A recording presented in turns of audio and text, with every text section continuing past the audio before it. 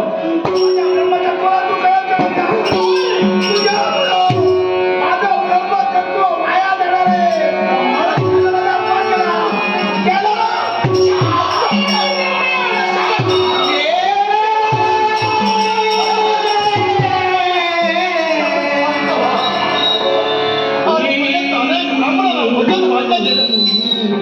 आतापर्यंत ज्याच्या प्रमाणात भोजन वाढलं मग सगळ्यात तुमच्या बाबतीत असा मी आनंद का करू? हे राजा मला सांग रे. तुमच्या सरकारी भोजनात होतं ते भोजन तुम्ही खात नाही होता. चारही बाजूला इंद्राचं सारेजण जेवणाची सिद्ध होत आहे. पण इथं तू मी तुझी पत्नी आहे. इथं तर कुणी नाही.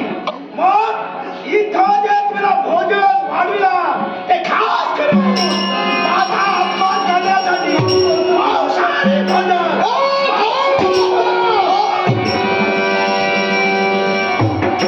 संशय आता मला आपल्या बाबतीत येतोय. संशय आपल्या बाबतीत. या गौतमा बाबतीत संशय. याला कारण आहे. अनेक तर भोजनाचा लाभ घेतला गेला. आजपर्यंत ब्राह्मणाची महती आम्ही जाणली आणि त्या ब्राह्मणाला भोजन हा आता एकच दिवस नव्हे अनेक दिवस चालू आहे. एकही ब्राह्मण त्या ब्राह्मणाच्या बाबतीत असं घडलं नाही.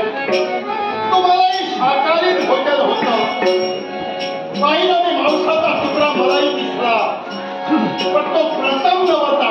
मी आणला की का? आता माझ्या घरी आलो. आजपर्यंत ब्राह्मणाला त्या ब्राह्मणात कुणीतरी एक महान ब्राह्मण मला दिसला पण हा महान ब्राह्मण नव्हे. आता मी ओळखलो तो ब्राह्मण नव्हे.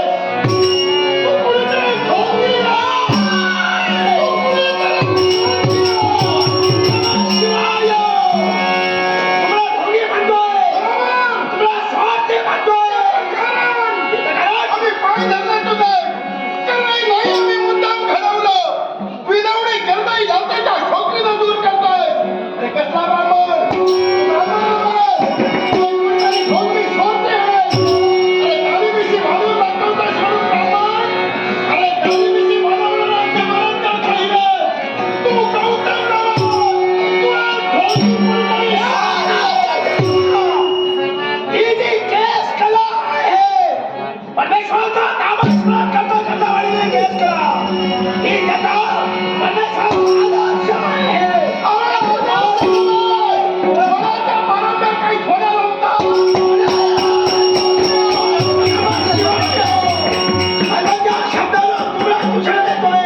ढोंगी. अरे जिथं जिथं देव होतो त्याला मी नमिनो. तिथं तुझी काय कथा? अरे मानवा, अरे तुझं जीवन राजकारणासारखं नाहीच केस कला.